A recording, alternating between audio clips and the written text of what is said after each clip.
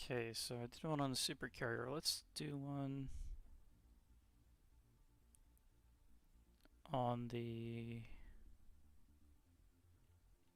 Forrestal.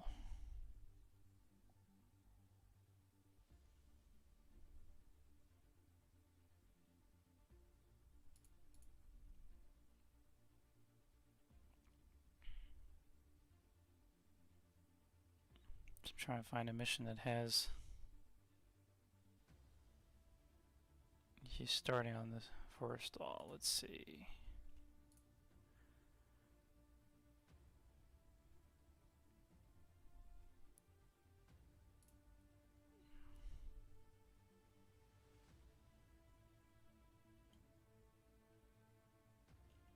Okay, I know a mission that does it on the Forrestal. We do this one.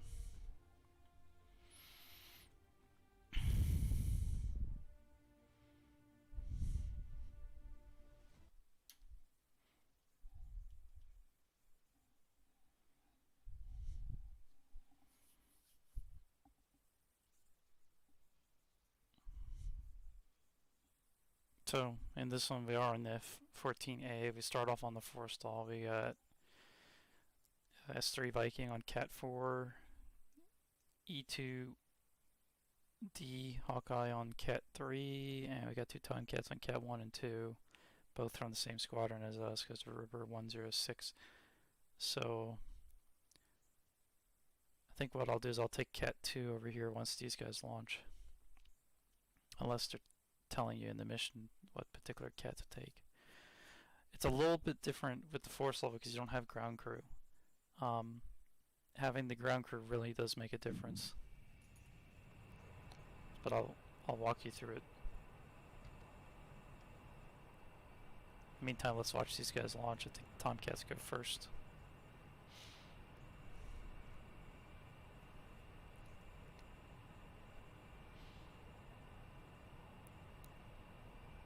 Ready to taxi.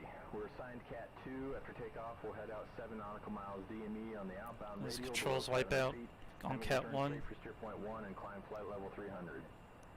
E2 goes first. It's been a while since they let us drop live on Cat 3. Oh, they went together. Some nice kabooms. Let's be as there's a clearing turn. We're in no rush whatsoever. Bow catapults go to the starboard side, which is to the right. The waist catapults go to the port side, which is to the left. There's the Viking. He makes a left clearing turn.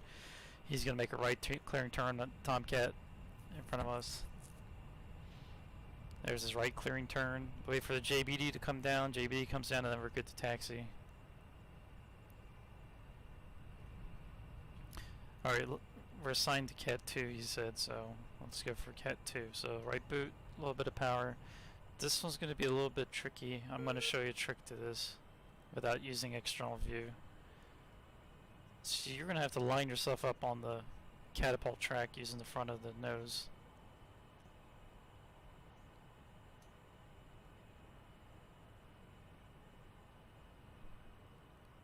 Try to line it up with the camera here for the HUD.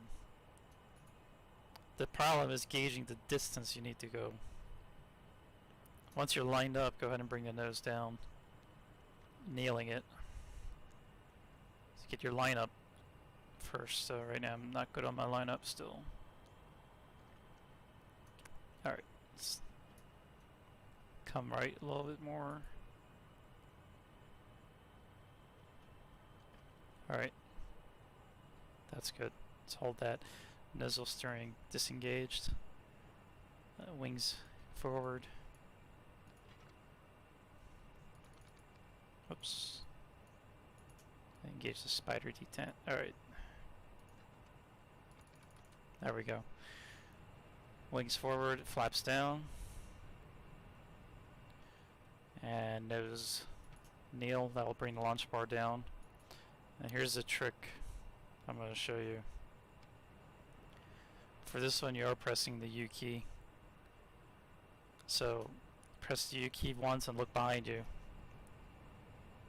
Nothing happens. Okay, you're one of two things is true. You're either too far forward or too far backwards. In my case, I'm probably too far backwards.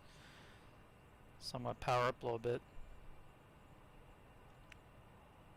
Just inch the plane up just a tad. I think you want to have that post be in line with your pilot roughly. Alright, just enough to move forward a few inches. Okay, stop. Press the U key again. Still no jet blast deflector. Okay, move forward a little bit more. This is where having the ground crew makes a hell of a difference. Until you learn the reference points. So I think the reference point here is kind of like your shoulders in line with the post there on the starboard side. Alright, press U again. There we go. I saw the plane move and the jet blast deflector is coming up. When you see that jet blast deflector come up, that's when you know you're on the catapult. We'll go ahead and look in external view. And we are JBD up and tied into the catapult. See there? Alright. There's no chute or anything, so all you gotta do is go to mill power, do your controls wipeout. Alright, we're in the A, we're gonna go to zone 5 afterburner. We're gonna wait for all 5 zones to kick in, which is denoted by the needles there. So the engines are a little asymmetric. There you go, they're in all 5 zones. I go ahead and salute to nobody. And away we go. And clearing turn, gear up, flaps up, come out of burner. And hold below 500 feet. No higher than 500 feet. You go out to... pause it for a second. Okay, when you get up in the air, you do a clearing turn. Off the waist catapult, you would go to the port side, which is the left. Off of the bow catapult, let me see here. Okay, off the bow catapult, seriously, Cat 1, Cat 2, you'd go off to the starboard side, which is the right. Off the waist catapult, which is catapult 4 and 3, you'd go off to the left, which is the port side. I've heard between 10 degrees off BRC, which is base recovery course of the ship, so what direction the ship is actually heading in. I've heard anything from like 10 degrees off to 20 degrees off, so I'm not sure which exactly, but either one. I think maybe 10 degrees. Once you are off course by 10 degrees from BRC, you go ahead and come back onto course, and basically all that does is give you a flight path like if you're coming off the bow catapult here, you'd come this way, you come out this way, and come out. So you're paralleling the basis course, so BRC would be straight, and you're coming off, kind of creating like a horizontal offset, basically. Okay, it's to clear. It's for deconfliction on Cat launch. It comes in really handy, like where you saw the E2 on Cat 3, and then the Tomcat on Cat 1 takeoff, where they had kind of like a simultaneous launch. Let me see. So you'd fly that 300 knots, 500 feet for 7 miles off of the ship's tachyon. When you reach 7 miles, then you generally are cleared to follow whatever course you want and go on an unrestricted climb if it's a case 1 departure. Just like the landings, they have case 1, 2, 3 case landings. They do the same for departures as well.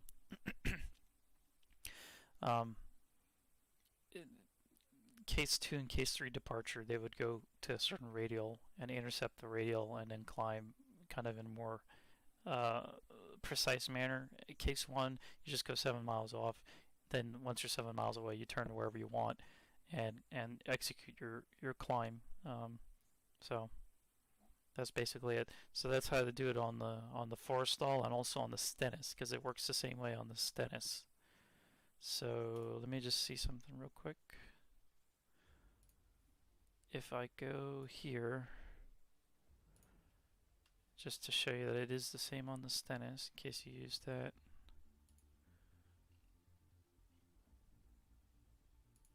No, we don't want save games. We want...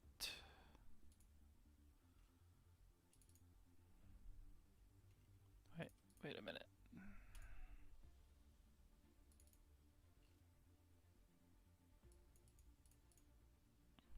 Oh, folder browser. That's what I wanted. Okay, we want the F14 folder, and we're going to go to quick start, and now we want training day. I thought I saw it. Yep.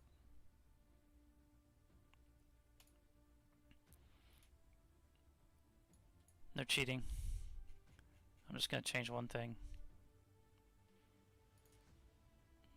Best to do it probably from here. It might mess up some things, I don't know. USS Forrestal, we'll just change that to the Stennis temporarily. So there, okay. Play, no, we're not going to save. And start. Hopefully, hopefully the same thing can happen, we'll see. But it's the same procedure. Yep, that's the Stennis. Looks like all the aircraft are on their catapults. Alright. The ground crew aren't, and all that. Yes, pay no attention to that. This is a little bit of experimentation that I'm doing right now, so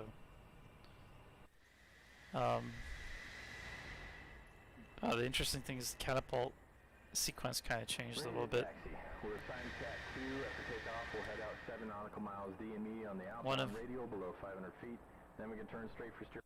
One of the Tomcats on the E2 change places apparently, but as soon as they're all off the deck, I'll go ahead and try to do the same thing on Cat 2 on the Stennis, and you'll see it's the same exact procedure. Point 1 and climb flight level 300. I'm kind of excited. It's been a while since they let us drop live ordnance and training. We should see some nice kabooms. Let's be as conservative with fuel as possible. We're in no rush whatsoever.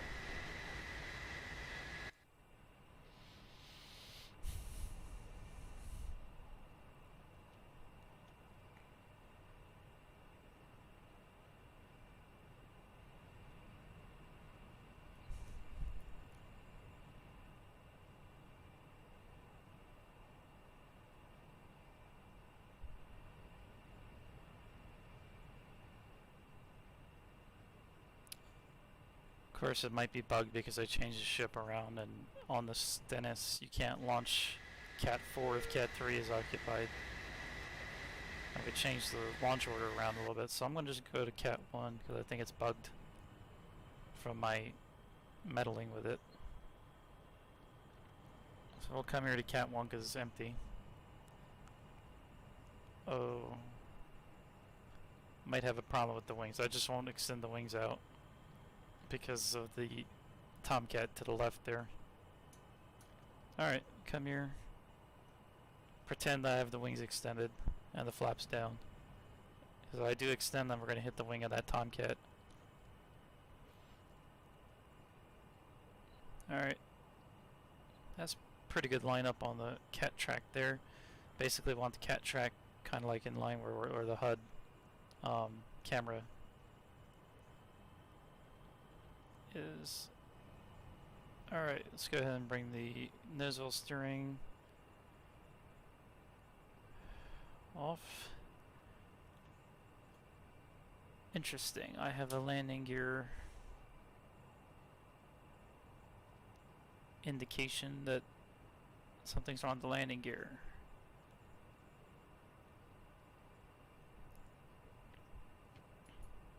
Alright, so the nose is down, nozzle steering disengaged. I'll move up. Not too much. Let's try about here. Press the U key. Alright. Plane got hooked up, and there's the jet blast deflector. Here it is in F2 view. I'm going to bring the wings out, but not all the way, so we'll see how that works. Make sure they're in bomb mode, and I'm going to manually bring them forward just enough that I don't hit the wing of that Tomcat.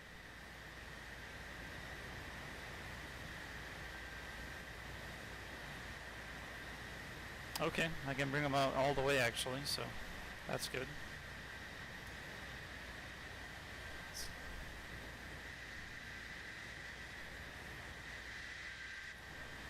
Alright. Power up. We're in an A model again. We got mill. We got a Zone 5 afterburner. I have a bad feeling that my landing gear is not going to come up on this one. And we'll go ahead and salute. There's the salute. And off we go. And gear coming up. Out of burner.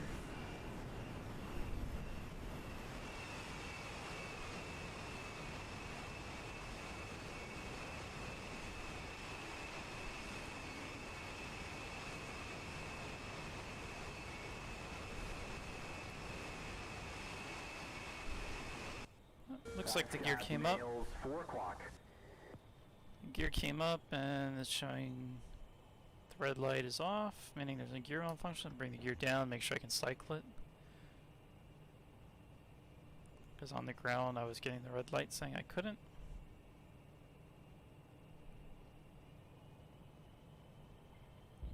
Nose gear locked.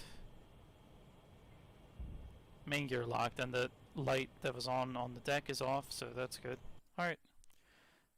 There you go. Same for the Forrestal as the Stennis. Just kind of use that technique. It's a little more finicky than trying to use the supercarrier. I really prefer, between the two, I really prefer the supercarrier crew. Instead of trying to do it with the Stennis or the Forrestal right now. I hope the Forrestal gets the carrier crew on top. And I hope they're period accurate. I saw the renders that Heapler did a long time ago about the carrier crew they wanted to have, so I hope they put that in. That'd be really awesome. Alright, hope